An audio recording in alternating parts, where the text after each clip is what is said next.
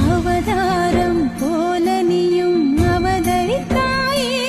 நண்பா தளபதி ஃபேன்ஸ் எல்லாத்துக்குமே வணக்கம். சப்ஸ்கிரைப் பண்ணதை வந்து சப்ஸ்கிரைப் பண்ணிக்கோங்க. ஸோ தளபதிக்கு எதிராக வந்து திமுகவிலேருந்து நிறைய அவுத்து விட்டுருக்காங்க. உங்களுக்கு தெரியும் யார் அவுத்து விடுவாங்க அப்படின்ட்டு.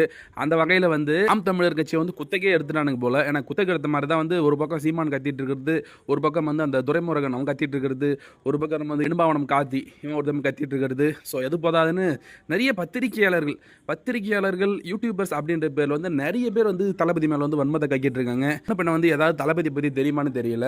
காசு மட்டும் வாங்கிட்டு வந்து பேமெண்ட் வாங்கிட்டு வந்து வன்மத்தை மட்டும் கக்கிட்டு இருக்காங்க. மாதிரி வந்து யூடியூப்ல வந்து ஒருத்தன் வன்மத்தை கக்கிட்டு இருக்கிறது யார் அப்படின்னா வந்து சேக்குவேரா. நீங்கள் வந்து பார்த்துருப்பீங்க அந்த ஆள் யார் அப்படின்ட்டு. முழுக்க வந்து தளபதிக்கு ஆப்போசிட்டாக வந்து வீடியோ போடுறது, தேவையில்லாத கண்டென்ட் எடுத்து போடுறது, பொய் செய்தியை பரப்புறது, இதே வந்து ஒரு பொழப்பாக வந்து வச்சுட்டு சுற்றிட்டு இருக்கான். ஸோ இந்த சேக்குவாராக்கு தளபதி மேலே அப்படி என்ன வன்மம் அப்படின்னு பார்த்தா நக்கீரன். சேக்குவாரா அப்படின்றவன் வந்து நக்கீரனில் வந்து வேலை பார்த்துட்டு இருக்கான். ஓகேங்களா?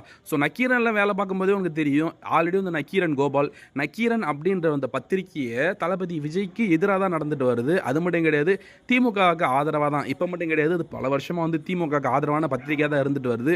நடுநிலையும் கிடையாது, முழுக்க திமுக ஆதரவு. திமுகவை யாரெல்லாம் எதிர்க்கிறாங்களோ அவங்களுக்கு ஆப்போசிட்டில் உள்ளவங்களை வந்து எதிர்க்கிறது தான் வந்து அந்த நக்கீரனோட வேலை. அங்கே வேலை பார்க்குற ரிப்போர்ட்டர் தான் வந்து நக்கீரன் சேக்குவாரா அண்ட் நக்கீரன் கோபால். ரெண்டு பேருமே வந்து எவ்வளோ வன்மத்தை கக்கிறது. கோபால் ஒரு பக்கம் வந்து விஜயை பற்றி வந்து பஸ்ஸில் வந்து நடிகைகள் இருந்தாங்கன்னு சொல்கிறது, அப்புறம் வந்து மூவி ஷூட்டிங்ஸ் நடந்துச்சுன்றது வந்து ஒரு அவதூறு, ஒரு பொய் செய்தி பரப்பி செருப்படி வாங்கிட்டு இருக்கிறது. அதுக்கப்புறம் வந்து சேக்குவாரா. ஸோ இவனும் அப்படி தான் யூடியூப் ஃபுல்லாக வந்து தளபதி பற்றி வந்து வன்மத்தை கக்கிறது, பொய் செய்தியை பரப்புறது, அவதூறை பரப்புறது, இதே வந்து குழப்பம் வச்சுட்டு இருக்கான். சேக்குவாரோட ஐடி கார்டு அப்படின்றது வந்து இப்போ சோஷியல் மீடியாவில் வைரலாக இருந்த வச்சு போட்டு பொலன்னு பொழந்துட்டு இருக்காங்க. ஏன்டா நக்கீரன் வேலை பார்த்துட்டு தான் வந்து விஜய் வந்து நீ விமர்சனம் பண்ணிட்டு இருக்கியா, கேட்ட அப்படி எவ்வளோ தாண்டா வாங்கினேன் அப்படின்ற மாதிரி வந்து போட்டு பொலன்னு பொழந்துட்டு இருக்காங்க. சேக்குவாரா மட்டும் இல்லைங்க, நிறைய பேர் இருக்காங்க வன்மத்தை கக்கிறதுக்குன்னு. இன்னொரு 6-7 மாதம் இருக்குது எலெக்ஷனுக்கு. இந்த 6-7 மாதத்தில் வந்து நம்ம நிறைய பேரை பார்க்கலாம் வன்மத்தை கக்கிறதுக்கும். நிறைய புதுசாக அரசியல் கட்சியிலேருந்து வந்து தளபதி எதிர்த்து பேசுகிறதுக்கும்.